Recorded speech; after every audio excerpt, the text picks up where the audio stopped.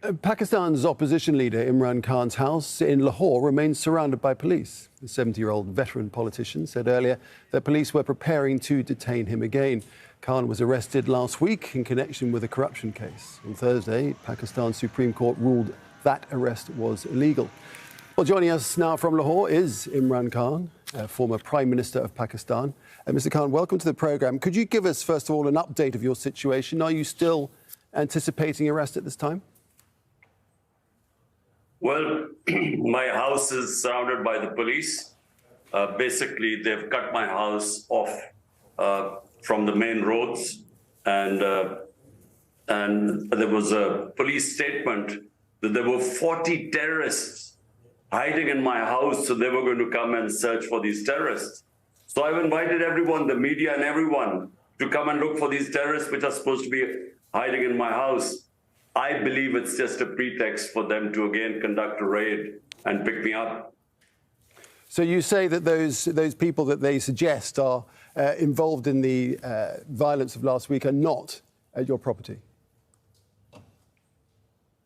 What they're saying is that once I was abducted, and I use the word abducted, confirmed by the Supreme Court, unlawfully picked up from within the precincts of the Islamabad High Court, there was a reaction in the public. We believe that any independent investigation will show that the people who came out for me were peaceful protesters, as they have been for 27 years. There were some people we believe were inserted in there which created arson. And that's what has given them the reason to crack down on us. 7,500 of our people are in jail today. All my top leadership is in jail. So you say that your supporters are not responsible in any way for the violence. And in fact, it was other elements who do not belong to the party or do not support you that caused the damage and violence instead. Is that what you're saying? What I'm saying, Nick, this was deliberate. And you have to know the background. The audience must know why.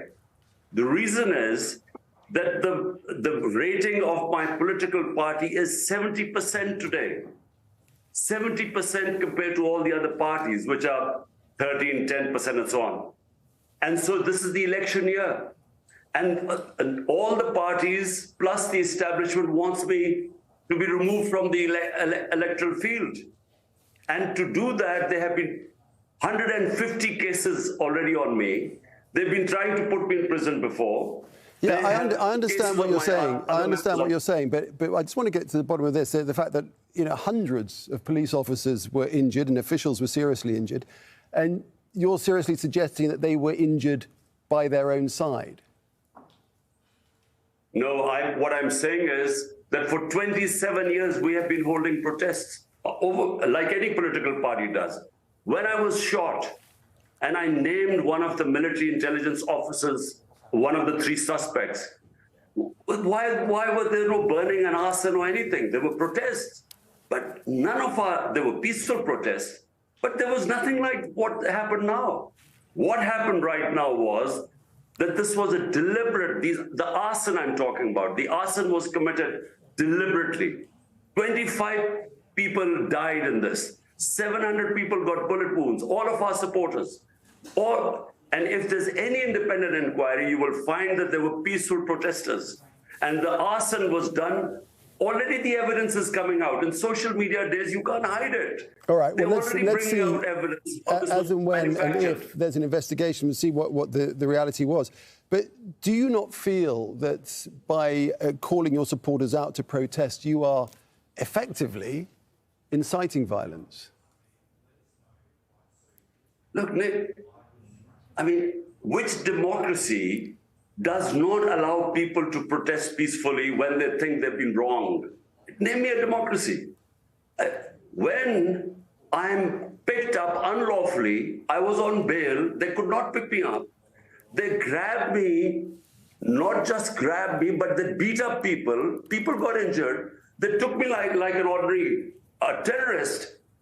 What did you think? Would there not be a reaction? Would there not be peaceful protest on that? There were always going to be protests. But what I'm saying is that the arson was not us. And I can again say that whenever there's independent investigation, it will be proved that it wasn't us. You, of course, were given bail by the Supreme Court. Do you not then have faith in Pakistan's judicial system?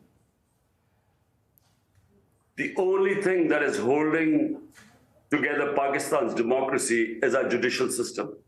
This is the only thing. Otherwise, what is happening now is people come out, get bail from one case, immediately there's police which grabs them and takes them in for some other case. How can 7,500 people be in jail?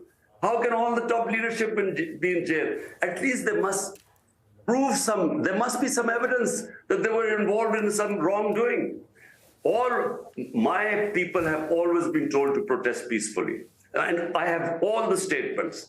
From 27 years, I've always said, stay between the Constitution and the law. Do not indulge in any violence.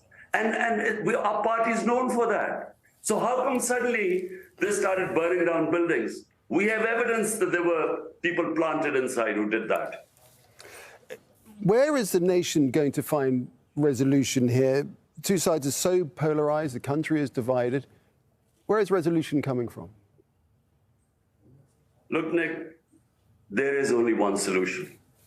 This is an election year. The elections cannot be held beyond October. So 3 months before the elections, the government gets dissolved, so which is another 2.5 months. Now, that is the solution. But unfortunately, what is happening is that the government is running away from elections.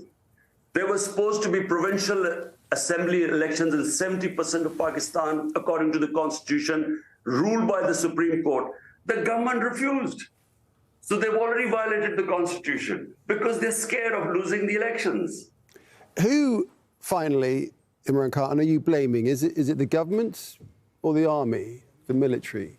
Who do you think is behind this? Well, you know, of course, the 12-party coalition, which is in government, but they were brought in government by the ex-army chief.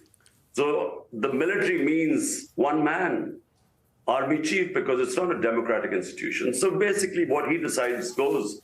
So what is happening right now clearly is that neither the military establishment, which means one man, nor these 12 parties, they're too scared for elections because they're scared I will win. So because of that, you know, they're doing everything to make sure that I get out of the race. I've had 2 assassination attempts on me. One was where I was hit, one where I was lucky to be alive because just, you know, I got saved, thank God. So this is the issue. 150 cases on me. Someone who has not had one criminal case in the last few months has 150 cases, including 15 criminal cases in a day, 40 terrorist cases. So, I mean, this is all to get me out of the race. Actually, well, I'm going to throw one more question at you. In the past, you have blamed the United States for inciting all of this. Do you still think that's the case?